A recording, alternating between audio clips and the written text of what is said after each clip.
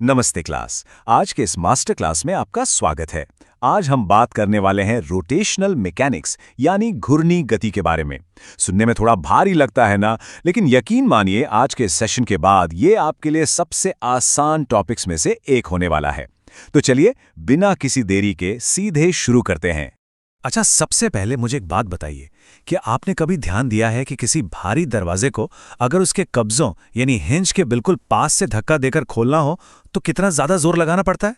जरा इमेजिन कीजिए, अगर आप दरवाजे को किनारे से धकेलते हैं तो वो आसानी से खुल जाता है, लेकिन कब्जों के पास से पसीने छूट जाते हैं। ऐसा क्यों? ये कोई जादू नहीं है, यही हमारा आज का सबसे पहला सुराग है जो हमें घूर्णी गति के सारे रहस्य समझाएगा। तो आइए सबसे पहले शुरुआत करते हैं घूर्णी गति के परिचय से। अक्सर फिजिक्स में हम चीजों को बस एक छोटे से बिंदु या पॉइंट के रूप में मान लेते हैं, लेकिन असल जिंदगी में चीजें विस्तृत पिंड या एक्सटेंडेड बॉडीज होती हैं, है ना? अब जरा दो स्थितियों की कल्पना कीजिए। मान लीजिए एक लकड़ी का ब्लॉक है जो एक ढलान से बिल्कुल सीधा नीचे की तरफ फिसल रहा है। इसे हम कहते हैं प्योर ट्रांसलेशन या शुद्ध स्थानांतरण गति। इसमें ब्लॉक का हर एक कण एक साथ आगे बढ़ता है। अब इसकी जगह रसोई के एक बेलन को उसी ढलान से नीचे आते हुए सोचिए। क्या वो सिर्फ खिसक रहा है? बिल्कुल नहीं, वो खिसकने के साथ साथ अपनी धुरी पर घूम भी रहा है। बस यही रोलिंग मोशन है, जहां ट्रांसलेशन और रोटेशन दोनों एक साथ हो रहे होते हैं। अब इन घूमती हुई चीजों के सवाल सॉल्व करना थोड़ा मुश्किल हो सकता है, इसलिए परीक्षा के लिए हमारे पास एक सीक्रेट वेपन है जिसे हम दृढ़ पिंड या रिजिड बॉडी कहते हैं। ये एक ऐसा आइडियल पिंड है जिसका आकार कभी नहीं बदलता।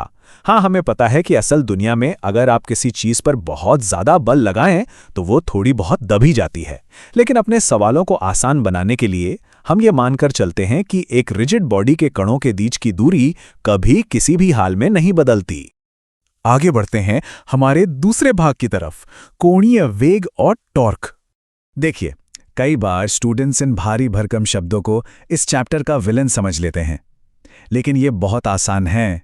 अब जैसे अंतरिक्ष में दिशा कैसे तय होती है, इसे राइट हैंड स्क्रू रूल से बड़ी आसानी से समझा जा सकता है।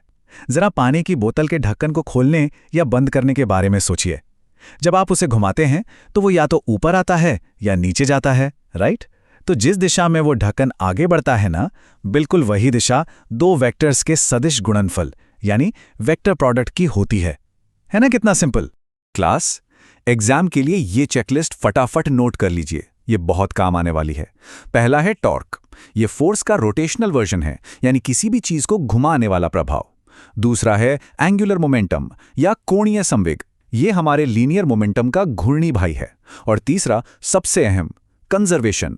अगर बाहर से कोई नेट टॉर्क नहीं लग रहा है तो उस बॉडी का कुल एंगुलर मोमेंटम हमेशा कंजर्व्ड रहता है, यानी सुरक्षित रहता है।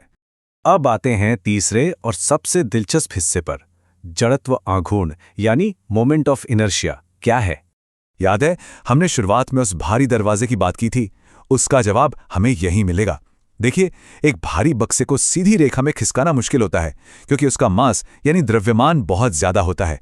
मास सीधी गति का विरोध करता है, लेकिन एक भारी दरवाजे को घुमाना जो मुश्किल होता है ना, वो सिर्फ उसके भारीपन की वजह से नहीं होता, बल्कि उसके मोमेंट ऑफ इनर्शिया के कारण होता है। आसान भाषा में कहें तो यह घूर्णी गति का विरोध है। और सबसे मजेदार बात तो यह है कि मोमेंट ऑफ इनर्शिया सिर्फ इस बात पर डिपेंड नहीं करता कि वो दरवाजा कितना भारी है, बल्कि इस बात पर भी डिपेंड करता है कि उसका मास घूमने वाले अक्ष यानी एक्सिस ऑफ रोटेशन से कितनी दूर तक फैला हुआ है। कब्जों के पास मास की दूरी बहुत कम होती है, इसीलिए वहां से धक्का देने पर दरवाजे को घुमाने के लिए हमें बहुत ज्यादा टॉर्क लगाना पड़ता है। यही वजह है कि दरवाजों के हैंडल हमेशा कब्जों से एकदम दूर लगाए जाते हैं ताकि उन्हें आसानी से खोला जा सके। चलिए अब देखते हैं भाग 4, गति के समीकरणों की एक चीट शीट। एग्जाम के नजरिए से ये टेबल आपकी बहुत मदद करेगी। और सबसे अच्छी बात क्या है पता है? आपको कुछ भी नया रटने की जरूरत नहीं है। अगर आपको सीधी रेखा वाले यानी लीनियर मोशन के फॉर्मूले याद हैं तो समझ लीजिए रोटेशनल मोशन के फॉर्मूले आपको पहले से आते हैं।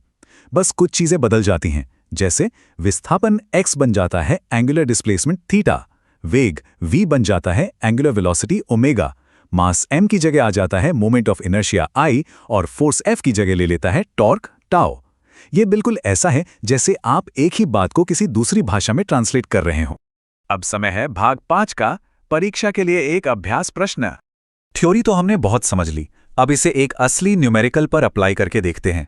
सवाल कुछ ऐसा है, एक ऑटोमोबाइल इंजन 16 सेकंड में 1200 आरपीएम से 3120 आरपीएम तक की स्पीड पकड़ता है। अगर हम मान लें कि उसका कोणीय त्वरण एक समान है, तो इसका मान क्या होगा और इस पूरे समय में इंजन ने कुल कितने चक्कर लगाए होंगे? चलिए इसे स्टेप बाय स्टेप सॉल्व करते हैं।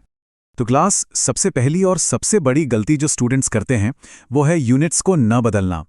आप सीधे आरपीएम का इस्तेमाल नहीं कर सकते। इसे रेडियन प्रति सेकंड में बदलने के लिए 2π/60 से गुणा करना होगा। ऐसा करने पर हमें इनिशियल और फाइनल वेलोसिटी मिलेगी 40π और 104π रेडियन प्रति सेकंड। अब एंगुलर एक्सेलरेशन या अल्फा निकालने के लिए वेग में आए बदलाव को, जो कि 64π है, टाइम यानी 16 सेकंड से डिवाइड कर दीजिए। आंसर आएगा 4π रेडियन प्रति सेकंड स्क्वायर। इसके बाद घूर्णी गति का फॉर्मूला लगाने पर हमें टोटल डिस्प्लेसमेंट मिलेगा 1152π रेडियन।